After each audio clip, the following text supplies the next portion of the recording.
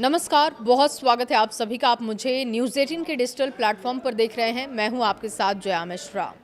दलाल street पर दबाव लगातार बढ़ता जा रहा है। पश्चिम एशिया में तेज हुए संघर्ष का असर अब भारतीय कंपनियों की कमाई और वैश्विक सप्लाई चेन पर साफ दिखाई देने लगा है।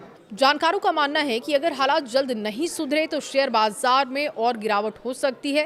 पहले से सुस्त पड़े कॉर्पोरेट नतीजों के बीच ये नया झटका निवेशकों की चिंता बढ़ा सकता है।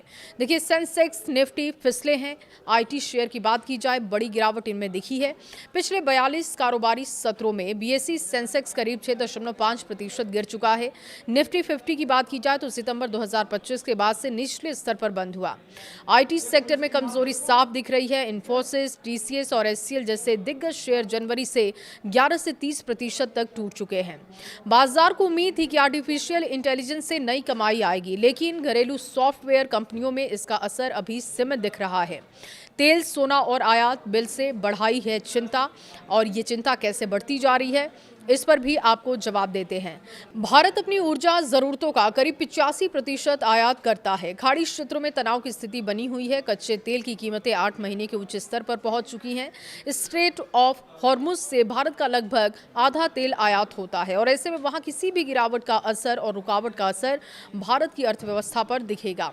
इसके अलावा देखिए, सोने चांदी की बात कर ली जाए, इनकी कीमतों में बीते 12 महीनों में 86 से लेकर 200% तक उछाल और व्यापार में घाटा दिखा। बढ़ता आयात बिल और कमजोर रुपए शेयर बाजार के लिए नकारात्मक संकेत माने जाते हैं। एयरलाइंस इंफ्रा की बात की जाए, 800 शेयर 52 हफ्ते के निचले स्तर पर रिकॉर्ड किए गए। जंग की वजह से वैश्विक शिपिंग और हवाई सेवाएं भी प्रभावित हुई। बढ़ती ईंधन कीमतों ने एविएशन सेक्टर में भी लागत बढ़ा दी है।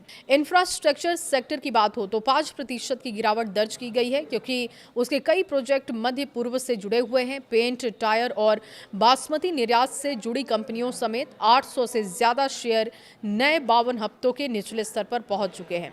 हालांकि बाजार के जानकार मानते हैं कि हर बड़ी गिरावट के बाद रिकवरी की संभावनाएं भी बनती हैं। पिछले 3 दशकों में खाड़ी युद्ध और करगिल जैसे संघर्षों के बाद बाजार में वापसी हुई है, और इसीलिए अनुभवी निवेशक मजबूत बुनियादी कंपनियों, खासतौर पर रक्षा और सरकारी बैंकों के शेयर में मौके तलाश रहे हैं।